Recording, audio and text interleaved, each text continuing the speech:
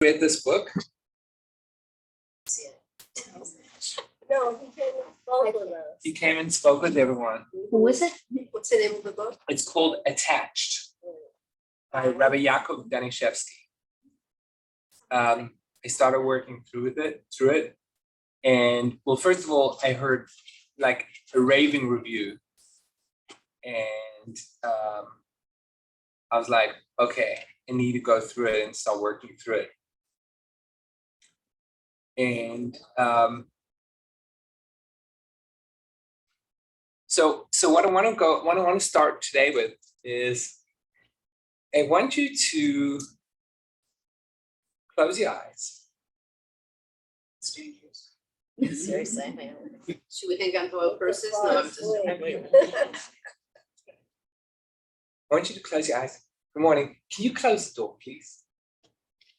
And I want you to think about what are the three most important parts of your life?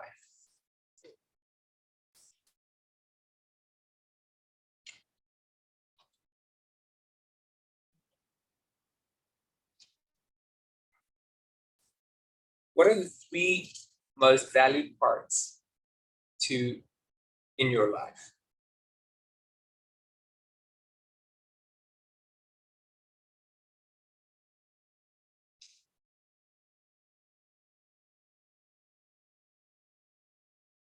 Okay, we all got it?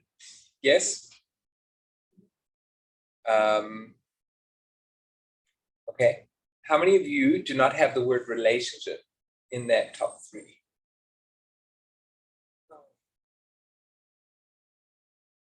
Everyone has the word relationship in their top three. You have a relationship with your family, your friends. Right? So what we're trying to say, so what's coming out of this is that relationships are definitely in the top three of our life. Okay, fantastic. What about me being the best person that I can be? Is No. that one? Listening to something this morning. And It struck me that I don't feel that way, you don't, so it should be or it's not? but it should be. It should be. Well, I Okay. don't want to say it should, because Okay. brings down to where we use, but yes. Okay, fantastic, Well, fantastic. it is important to me. the entire of my Judaism. Okay, so it is there? Yeah. Okay, fantastic. If it is there, that's fine. That's good. Okay, so now, if an alien were to hover over your life, what percentage would they, if an alien were to hover over your life, would they be able to deduce your top three from the way they're monitoring your life without hearing you at all? Yes, yes, yes. No, Yes. yeah. Okay, so these are great things to think about, right? If you want a copy of the book, it's for sale, $18. We have them over here. I'd love to work through this book with someone. Okay, so here we go.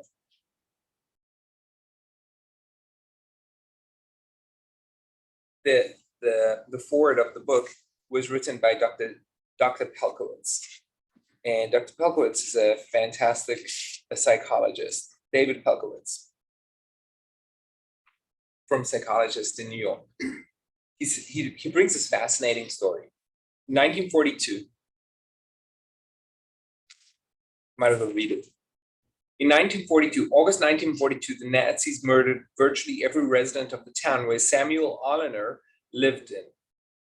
During the chaos, 12-year-old Samuel escaped into the countryside, where he was given refuge by a peasant woman who risked her life and the lives of her family by teaching him how to pass as a non-Jew. And that is how this guy, Samuel Oliner, survived the war. Years later, he became a doctor, a psychologist. Dr. Oliner, together with his wife, Dr. Pearl Oliner, set out to determine what factors contributed to the development of righteous Gentiles who were willing to risk their lives to do the right thing. The findings provide an important insight into the power of parents and educators. Okay, story, understand? Anyone heard of this guy? Dr. Samuel Oliner? I've never heard of him, but it's a fascinating study. So he survived the war through a righteous Gentile, and he came back to Europe and studied righteous Gentiles. What was it? What were the ingredients of creating a righteous Gentile? What do you need to feed a person over the lifespan in order to create someone that is going to be courageous, someone that is going to do what is right with despite going against society, someone who's going to be willing to risk everything, including their own life and their lives of their family, because they know that they have to do this because this is what is right.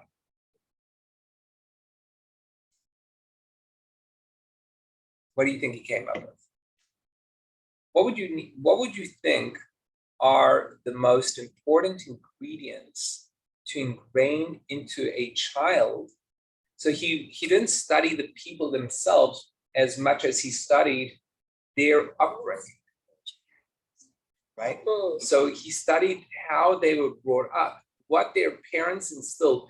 And I mean, we're talking about he was saved by a peasant woman who was living out in the countryside, right? So she didn't have any major education or anything of the sort.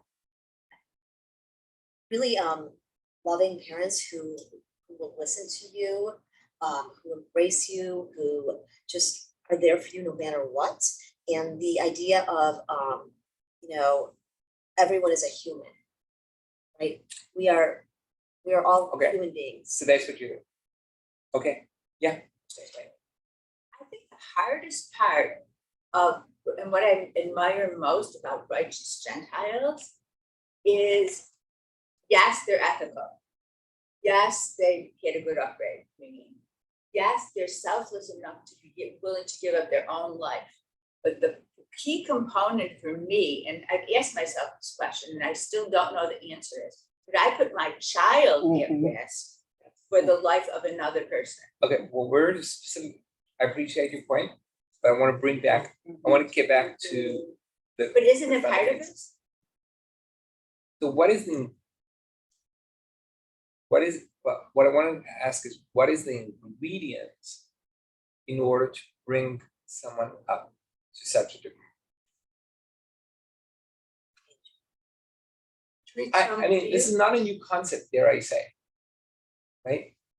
Throughout the generations, crusades, massacres, Jews gladly put their own children at risk, burnt to the stake with their children in order to not give up on Judaism. Okay. I don't want to get this guy. I don't want to. But what I want to do is we have people. We have a peasant lady who's living on a farm or whatever it is, or in a doctor who was living just outside Warsaw Ghetto, and I mean, I read this. My Rebbe wrote the story. This woman, she was in Warsaw Ghetto. She needed medicine for her. She needed medicine either for herself or for her child. She escaped Warsaw Ghetto, and in the middle of the night, she found a doctor, a woman who was a doctor, and she said, and the woman said, and she gave her medicine, and she said, if you go back, you will die. She said, stay here. She said, I can't stay here. I have 5 children, and I can't leave them. So she said, bring them. And she brought the entire family and they lived in her attic throughout the war. They lived in her attic throughout the war and they survived the war, right? The doctor, what is it that, what are the ingredients that you create that doctor? What are the ingredients that the parents created that doctor versus the parents that created Mengele? What, yeah. That you believe there's a higher power in you who judged in this world. Did right things. Okay, higher power. Who's broken the speed limit on the highway? Yeah, well, that's what we put on driving. I can get on the way here. Yeah, This isn't anything you're looking for, but the common thread, I mean, I'm involved in Shine a Light, which is the story of me that protected the Franks. It's, it's an 8-series miniseries. She always said, but the through line between all of these righteous Gentiles were that we were not brave. They did not see themselves as courageous, which is, of course, the one thing that other people always say, like, how could you have been so brave? How could you have had so much courage? And Meep's answer for sure was, it wasn't bravery. So It what was was something it? else. And it was I the mean, ability. I think that is what we definitely, I understand that she may not recognize herself as brave, but I mean, I think that we all recognize that that is courageous and Yes, brave. That is the yes. definition of courage and brave, yeah. So, yeah, so of course I think about it a lot too. If this is the premise, and I'm not a psychologist, but if this is the premise that you're saying, okay, those are the parents who gave them love and da da da. So, and so only 1,000 or 2,000 righteous Christians were, what happened to the rest of the million people? So I think that it's something genetic. I think there's something in us, like they say some people when they see fire, they run towards it. And some people who see fire, they run away from it. Fantastic. So what is that ingredient? So hold on. I think that's how we're So he did a wired. psychological study. That's what he did. He did a study. Here's the results. It's fascinating. They summarized the research by describing one key parenting practice that led to the development of these morally heroic people and future righteous Gentiles. How parents handled their children's mistakes. In homes that raised kids to become righteous Gentiles, there was a combination of moral clarity and a focus on how to make amends after a mistake. Without anger, yelling, or criticism, children were helped to recognize how their behavior fell short of the ideals that they were taught, and they were calmly helped to engage in teshuvah, in rectification process that made it right. The research shows that the impact of raising children with non-shaming moral resolution, environments and relationships that instill clear values together with the safety of making and correcting mistakes cultivate heroic dependability and courage. I thought that was fascinating. So And it gets passed down. So genetically, it does because, so I wouldn't call it genetically. okay, but it gets passed down. It does get because passed down it's a because cycle. it's something that can be learned. Correct. Right. So to me, this was fascinating. So first of all, I need to learn how to correct my kids now.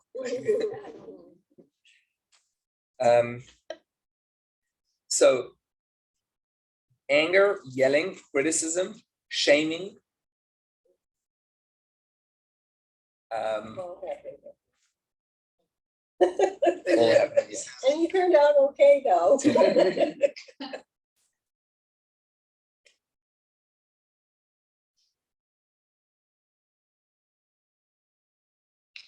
So here goes. So what he's saying is this,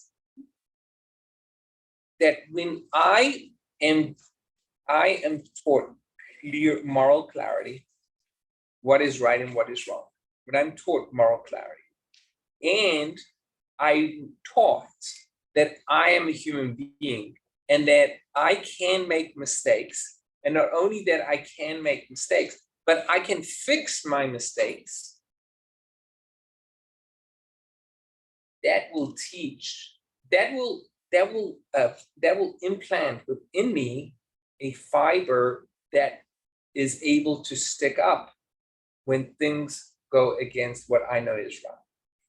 That instills within me the ability of courage and bravery. So what's fascinating is that they don't have anything to do with each other, in my opinion. Me being brave and courageous when something is wrong and I stand up and say this is wrong, does not have much to do with me not being ashamed or me not being yelled at and me being taught how to fix when I did something wrong. They seem to be completely separate concepts.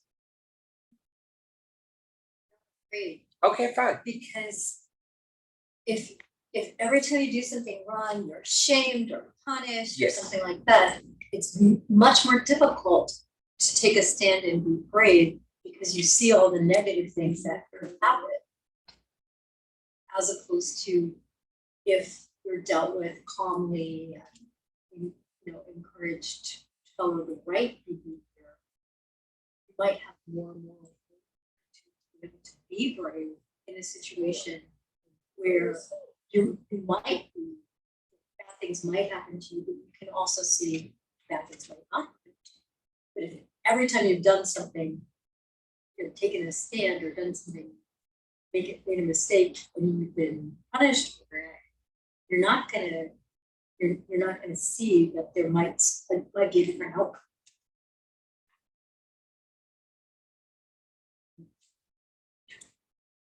So are you crazy? It's not something we should say to the kids. I have another question. So there was one country in Europe where almost all the Jews survived. Netherlands. Denmark, right? The Netherlands, absolutely. I mean, Denmark, yeah. The Denmark. Denmark. Does Denmark have a different culture and respect? Denmark had a king. And a king who put He a had a gold star leader. on. Right. And a lot of, he set the example. I actually heard a talk by the son of the chief rabbi of Denmark. Mm. He was a child during that time. There were a number of things that worked in the favor of Denmark, but one of the we'll get sidetracked. But one of the things that he said was there was a very strong moral fiber within Denmark. The bravery of the king, and C, the strong interconnectedness of the Jewish community. They were very, very well organized, that they were able to, they didn't just survive, they escaped, they got they used boats and they got them out of Denmark to Sweden. I think it was Sweden, yeah. But anyway, let's just get back to the subject at hand. Yeah. Well, I was going to say, I think parents set an example to children rather than however they discipline them. Right. I think if parents are honest, children perceive that. Right. But if you have a parent who boasts, hey, I got a break on my taxes, or I fooled that policeman, or whatever it is, the children can pick that up. Right. So they know if a parent acts in a certain way, it becomes ingrained in them, and they don't know what they're going to face later on in life. Right. But as adults, they know what decent behavior is, or what being an honorable person is, when you could just as easily justify doing something slightly wrong, but to your benefit. In other words, not against the law, but not really ethical or moral. Right. What it seems to say also is this concept of, like, it's not only that we're normal people, that we're humans, that we make mistakes, but that we take action, or we teach our children to take action to fix things that we've done wrong. We don't do that often. Say that one more time, please. We take the path of fixing things when we do things wrong, right? Or we show our children how to fix things when they do something wrong.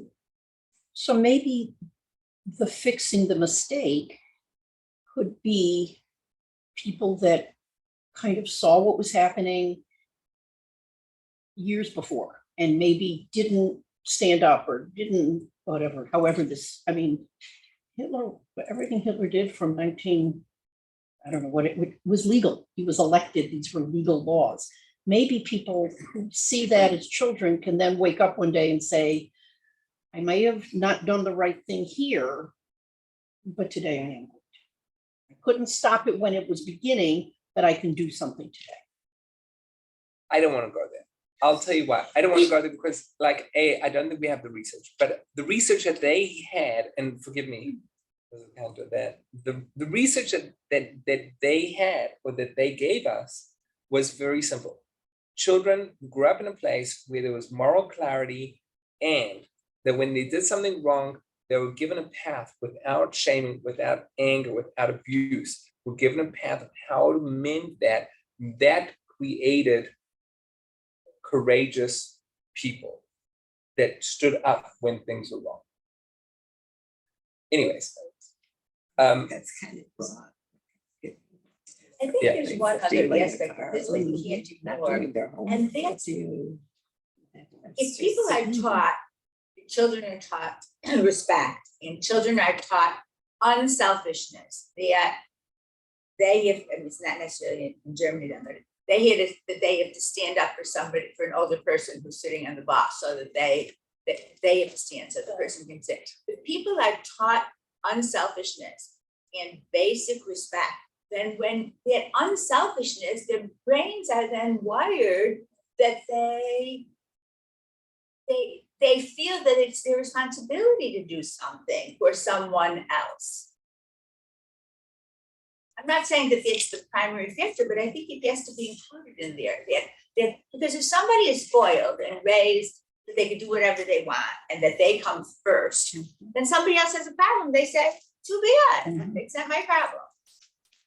But if they're raised that you have to give other people respect, you have to, and maybe give up some things that you want to do because it's better for somebody else, then it's the mentality of helping other people, even if they're strangers.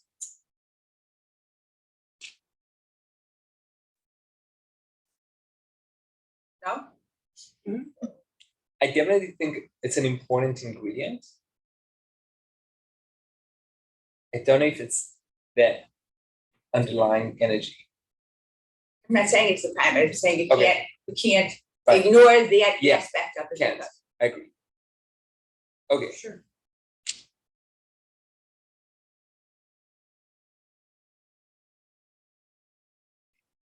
Okay, if we said that relationships are of the top 3 in all of our evaluation, top 3, would you agree?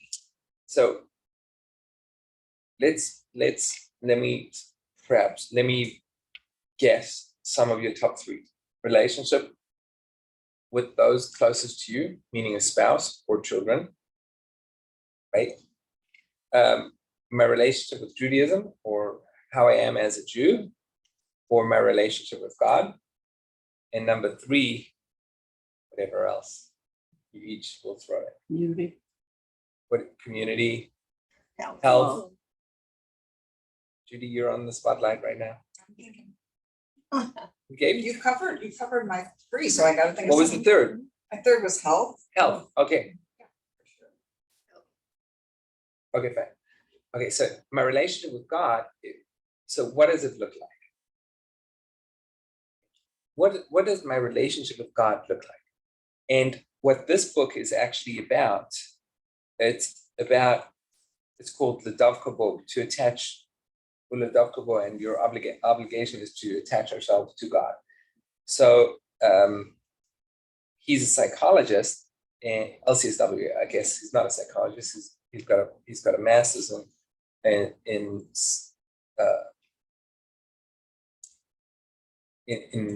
therapy.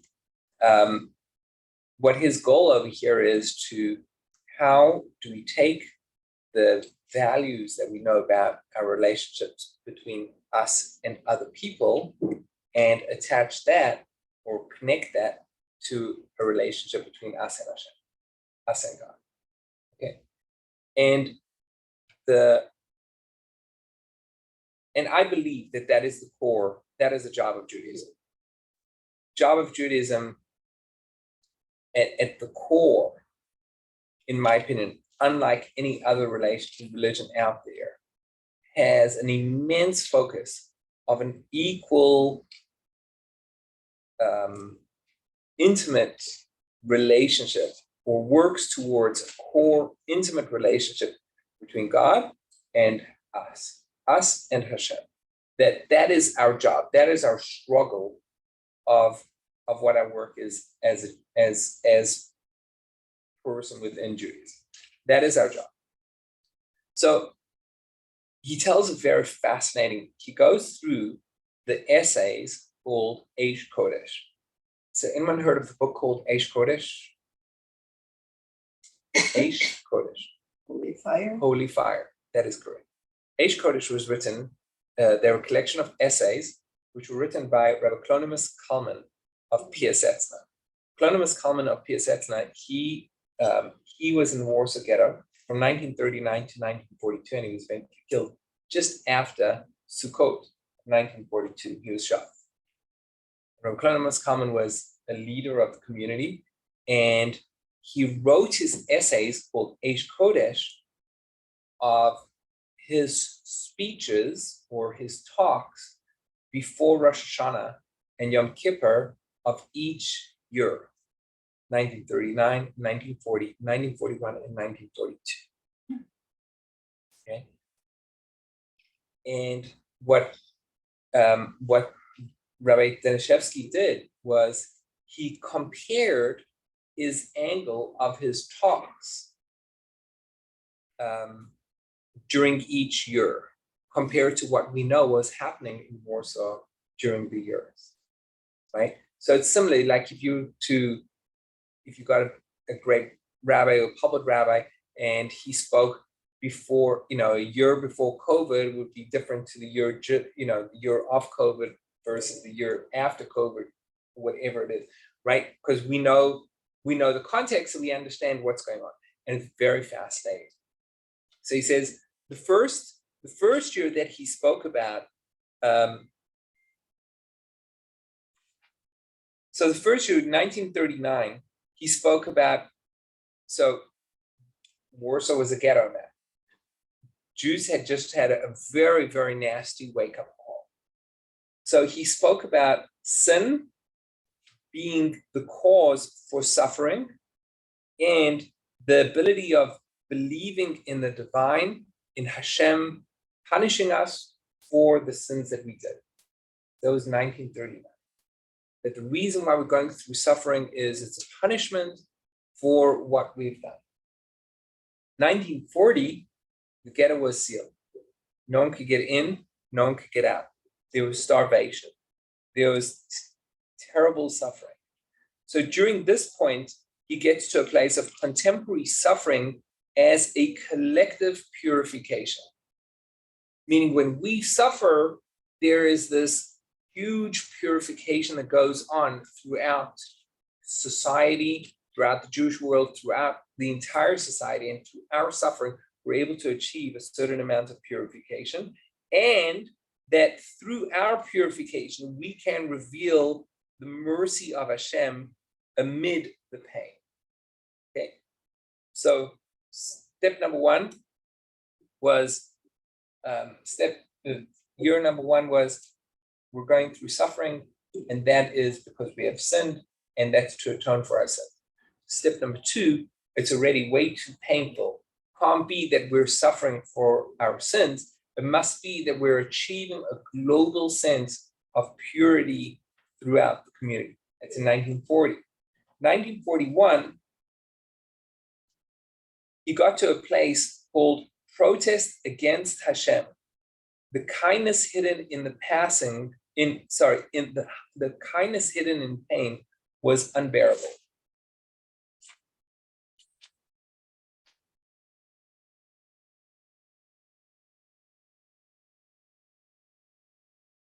And then 1942, But could you repeat 1941? Here we go.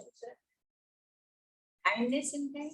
that even in that even suffering is a hidden kindness. He now spoke about this as a complaint. He protested against God, asserting that this kindness hidden in pain was unbearable, it was too much. That was his I don't know 1941. about that, Rabbi. I don't think, Hold on. may I, I'm so sorry. Let me just work through it. Forgive me. And I'm You're just reading what he wrote. reading what the person that was there wrote. Right, right. Okay.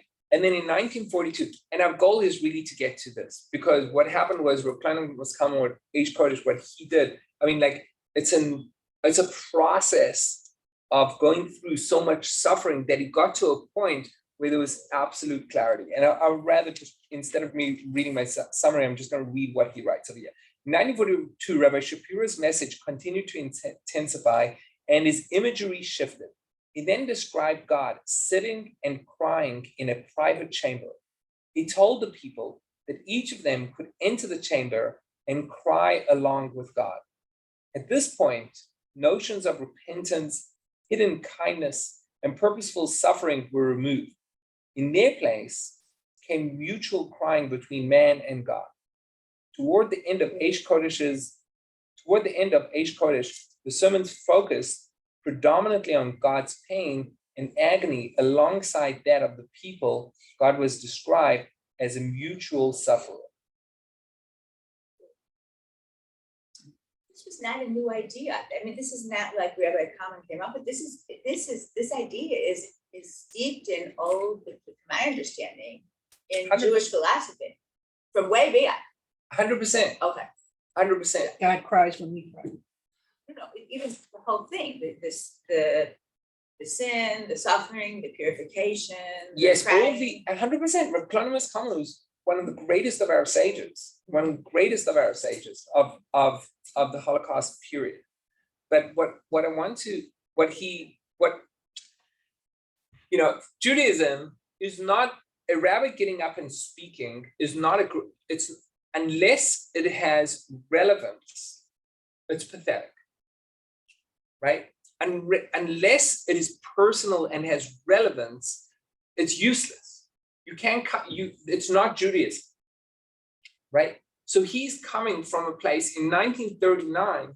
What's the relevance and what's my connection to what's going on in this world? My personal sight is that I see this must be, I've done things wrong and therefore I'm here to receive purification because of the sin. Step number 2, it can't be that I've sinned so bad. We know that this is way worse than one could ever imagine. It must be that there is a much greater global perspective that's going on, right? A global purification. And then he gets to this place of suffering is hidden kindness. Spoke about this as a complaint, protested against God, asserting that this kindness hidden in pain was unbearable. Meaning, when I suffer, what's really happening, no suffering from a Jewish perspective, no suffering goes for naught. Anytime we go through suffering or pain, there is an achievement. Something happens with it. Something immensely powerful happens with it. And we don't need to go far in order to see this, right? This is, we know, is very true to anyone who opens their eyes and looks at a history of 2,000 years of Jewish persecution throughout the world, the Jews never staying in one village for longer than a couple of hundreds of years, and then being kicked out or being killed or being moved or being thrown out or being burnt at the stake or the Torah books. And then all of a sudden, you got your own country, and you got your own independence, and you've got your own government, and you've got your own place where all Jews are accepted. That is a miracle, right? That needed, I mean, it's not hard to see that there was this immense suffering that the Jewish community went through, had to achieve something globally powerful and impactful. And that would be what got achieved through that. Was there was this flourishing, this blossoming of this beautiful country. I don't think it's a difficult thing. I'm not here to say that. I'm not powerful. I don't know how Hashem works. I don't know what's happening in the spiritual world, but I can see a good connection between 1945 and 1948. It's not such a big, in the 3,000, 4,000 year history of the Jewish nation, 3 years is not such a big jump, right? So getting back, so Rav Shlomo, he started with step number 1, 1939, sin, and suffering is because we sin. Step number 2 is a global purification, 1940 and 1941. And in 1942, he was talking about God crying alone in a chamber, and we can enter and cry with him. Okay, what this means, this is, in my opinion, this is called intimacy. This is called intimacy. Intimacy is knowing someone else and being with them in their experience, not needing to change it, not needing to amend it, not needing to pull them or push them or get them out. It's just being able to be with them at where they are, right? That is intimacy, right?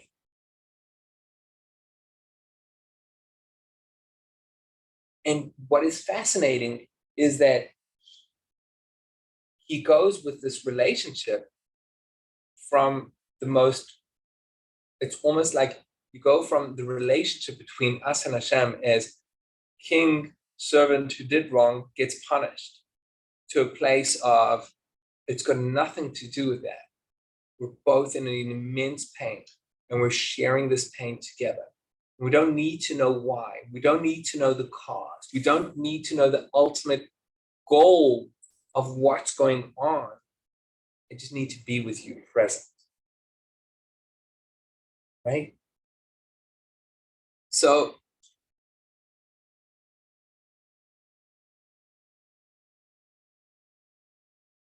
what's fascinating, what he goes with this is Rabbi Danishevsky is he brings that into, and that's the basis of this book. He says what he wants to do is to develop, if a relationships are so important, B, relationship with God is fundamental, which you look so angry at me. I don't know what's going on. You. Me? Yeah. Oh, no, I'm just thinking. Okay, sorry. Sorry. I was like, Thinking face. I okay. would never be angry. Okay, I don't know. Okay, so sorry, get back. Processing everything. Okay. So if relationships are core, and my relationship to God, or relational core and my relationship to God are at the most important parts of my life, then how do I build and develop that relationship? That relation between, this work is relationship with God. Okay, and what he takes it, the summary of the initial part is that it's going to be broken down into 3 steps, which ultimately lend to 4. Step number 1 is the dating process. The dating process is you want to have a relationship with someone, so you're going to date them. And you're going to find things that are common, things that are not common. You're going to find things that you like about them. You're going to find spend time, fun, enjoyable time together, and fall in love. That's the dating process. So that's the first part of like developing a relationship with God. We need to date. We need to build a relationship with God and allow ourselves to fall in love. We can't go and date someone that we already hate. We can't go and date someone who we think are cruel. We can't go and date someone who we think are at the core of everything that we live opposite of. So we need to be, and if we think that God is cruel or whatever it is, we need to open up a pathway to build a relationship. We need to find ways where we can connect in order to date. That's part one. Part number two is challenges. Okay, so now that we're in love, now that we're connected, now that we have a relationship going, we need to explore pain, suffering, doubts, challenges. How do we connect with, or how do we retain the relationship despite my partner's terrible habits that drive me crazy, right? Or that don't make sense? Or how do we retain the relationship despite my partner not being here, despite me not seeing them be here with me? That's part number two. And then part number three, he calls it, part number three is intimacy, of building that close, personal, one-on-one relationship between us and Hashem.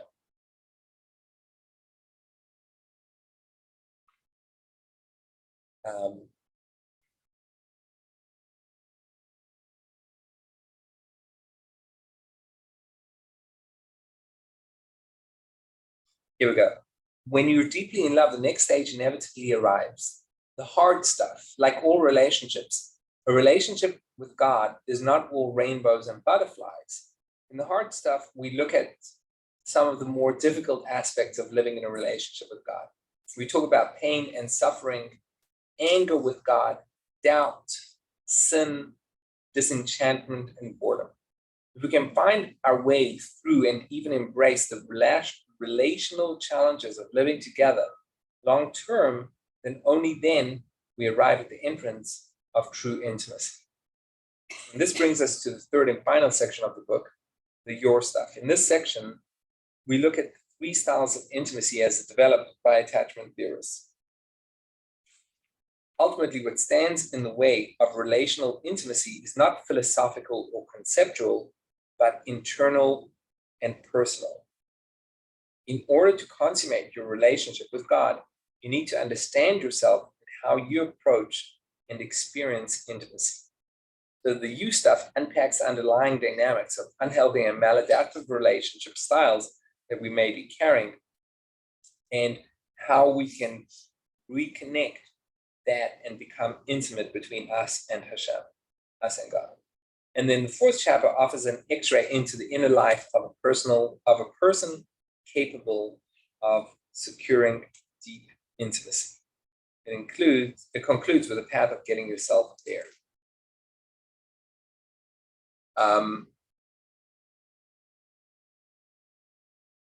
I'd like to study this book.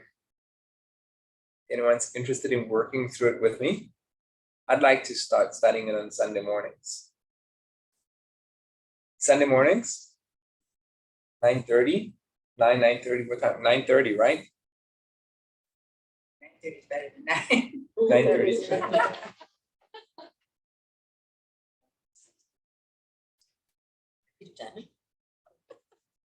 Yeah, I mean, who doesn't need this? You know,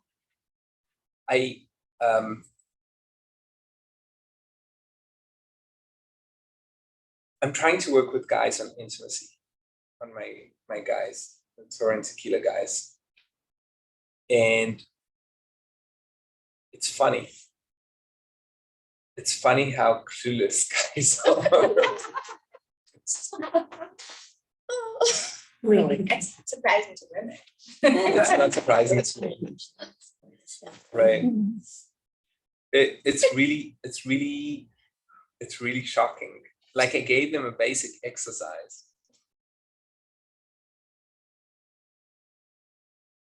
Just so bad.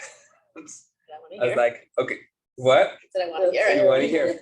I'm like, okay, so your job is, I want you to spend 2 minutes with eye contact with your spouse. You'll understand what 2 minutes of eye contact means. And sitting opposite someone and having a conversation without looking at your phone. Like, I asked the wives, how did it go? My husband walked into the house and he stood over me staring at me. And he said, my rabbi said I need to do this for 2 minutes. My gosh. My gosh. Anyways. It's a start.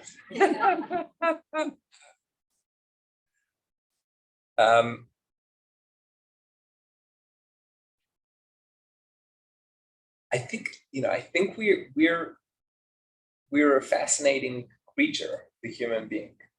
We're a fascinating creature, and we have the abilities of building relationships and community, and we are communal beings. We have to live within community. We exist, we thrive through community. We can't survive without community. No, we can't thrive, that's for sure. It's not thrive without community.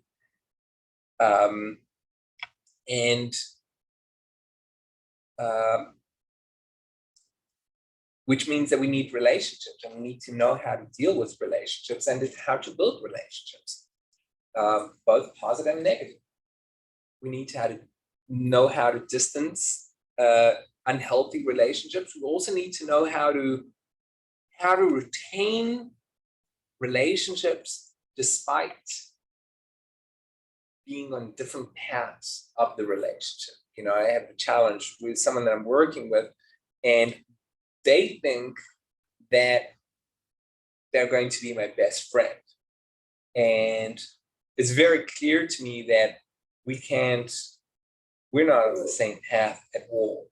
Like, his priorities and his investments are nowhere associated with my life and my organization and where I'm taking L'chaim sense to. And yet he wants to be like my best friend within the L'chaim world.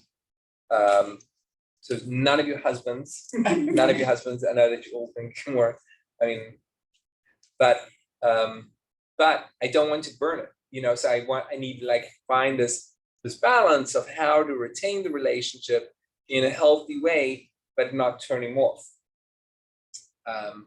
Relationships are complex. Intimacy is fundamental. Intimacy of being able to be with someone and to just be there for them without needing to change is an immense tool that if we have that within ourselves, we can empower ourselves to be great pure. We can really empower ourselves to be great pure beings. And that's really what we want. We want relationships, right? We want to have good, healthy relationships with people that we have a relationship with, and we want to be our greatest self. And what seems to be is that these are interconnected, strongly interconnected with each other. So I think we're going to start this. I'm curious to know what Regina was. What were you saying? Well, first of all, I forgot. I think the whole in Judaism, it's not you, of course, but this whole Judaism about suffering, we're here to suffer, that really bothers me. Which part? Well, because we always say, okay, this is what, like, even in 1939, this rabbi wrote, we're suffering. Maybe we did something wrong. Maybe God did something. I just have a problem with that. Let me ask you a question. And I'm please take this with respect. Yeah, of course. Right? I don't want to make it so personal. I'll make it personal. No, make it personal. I don't care. You bought your son a new car. Sorry? You bought your son a new car. No, he bought it. He bought a new car. It's a bit different. Okay. He bought a new car. Let's say Yes. he didn't get insurance, God forbid. And let's say he goes, races it and smashes it into a pole. Okay, And he comes to you and he says, I don't have a car. okay. What do you say? Are you crazy? Natural consequence. It's an actual consequence, right? So like, I have to Yes. walk to work now. Right? It's a natural consequence. I mean, we call it suffering. Well, we don't call, I mean, in Judaism, that's called suffering. I'm suffering that I have to walk instead of being able to drive a car. So he would suffer, I wouldn't. No, I understand. But it's, the whole thing is, okay, something bad happened to me because I did something wrong. That is just, and God is so great, well, he wouldn't do that to me. That's what I'm thinking. I Why just do have- bad things happen to good people? Is that what you're saying? No, I didn't write any of these books. I'm just thinking something is off for me. This is not the Something, kind of God you think about. yeah, this I is something's hear. up. So we're sitting here, we're dying of hunger, wherever, okay. Okay, so I'm punished for something that I did. I do get, because of the horrific thing, Israel would not exist if it wouldn't be, I really feel that Israel would not exist if it wouldn't be for the Holocaust. But still. Right. I have a little problem. I hear. Yeah. I'm not going to say you shouldn't have a problem. I think that we have, well, if